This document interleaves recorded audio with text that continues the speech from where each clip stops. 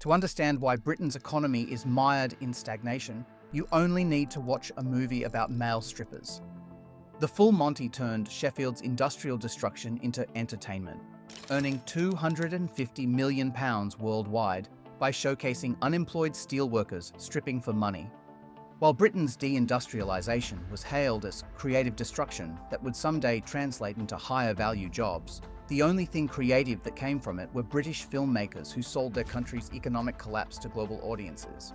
The characters in the movie represented real devastation. Sheffield lost more than 50,000 steel and engineering jobs between 1980 and 1983 alone. By 2016, Sheffield's steel industry employed only around 2,600 people, focused largely on specialist trade.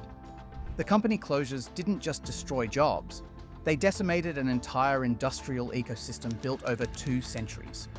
Britain, once known as the workshop of the world, saw steel production plummet from 28.3 million tonnes in 1970 to just 5.6 million tonnes in 2023, the lowest level since the Great Depression.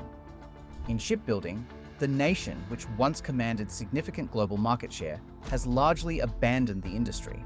The country that built the world's railways can no longer supply steel for its own infrastructure projects. Sheffield's collapse exposes a pattern that developed nations replicate worldwide.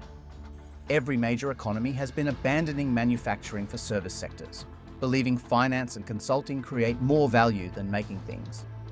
Between 1973 and 2012, manufacturing jobs declined in 15 developed industrialized countries. In 1973, 40% of the jobs in Germany and 24% of the jobs in the United Kingdom were in manufacturing. In the other 13 countries, manufacturing industries employed just over 25% of many countries' workforces. By 2012, those with the biggest declines were the United Kingdom, Germany, and the United States.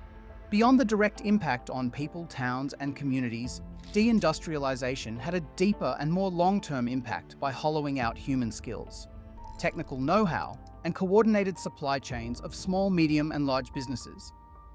Apple experienced this when they manufactured Mac Pros in Texas since 2013. While the facility continued operating, it faced significant challenges finding skilled technicians, specialized suppliers, and process engineers.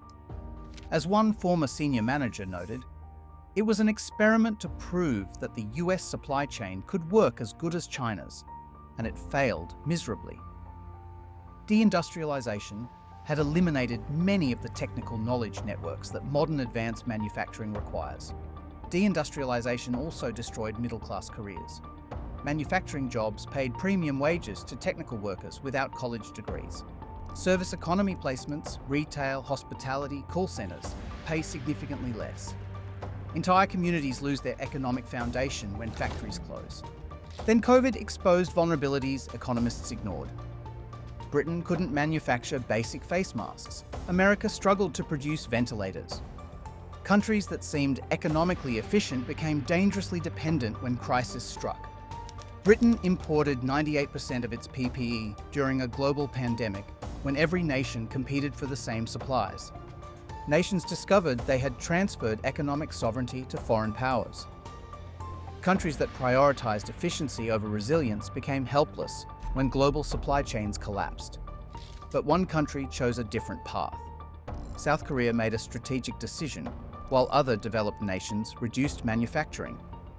Korean leaders maintained manufacturing at approximately 25% of GDP, despite what Western economists recommended. International advisors often criticize this as backward thinking. Korean companies have since performed strongly during supply chain crises, whether it's COVID, chip shortages, or shipping disruptions. While service economies struggled, Korea's manufacturers maintained production because the country had preserved industrial capacity and knowledge. Korea understood that manufacturing drives innovation more powerfully than service sectors. Companies that actually produce complex products encounter problems that pure service firms never face.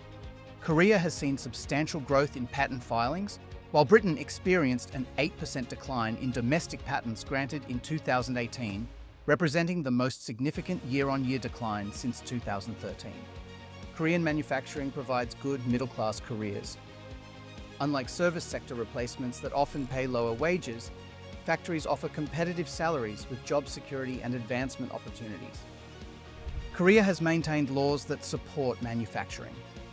While other nations sometimes burden manufacturers with complex bureaucratic processes, Korea has focused on maintaining efficient approval systems that allow companies to build and expand manufacturing operations.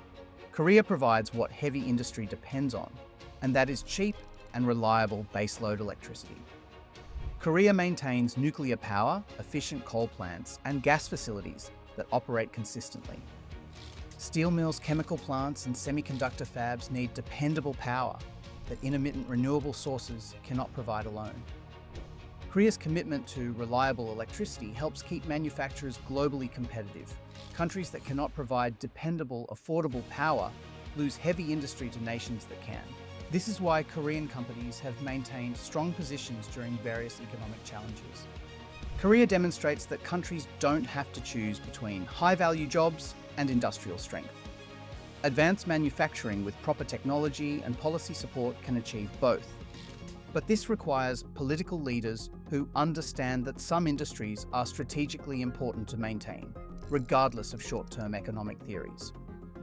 While other developed nations struggle with supply chain vulnerabilities and economic dependence, Korea demonstrates that maintaining manufacturing capacity creates national resilience, competitive employment, and technological innovation. The Korean approach offers lessons for any country reconsidering the wisdom of wholesale deindustrialization. What do you think other nations can learn from Korea's maintenance of manufacturing capacity? Share your thoughts in the comments and subscribe for more analysis of big industry around the world.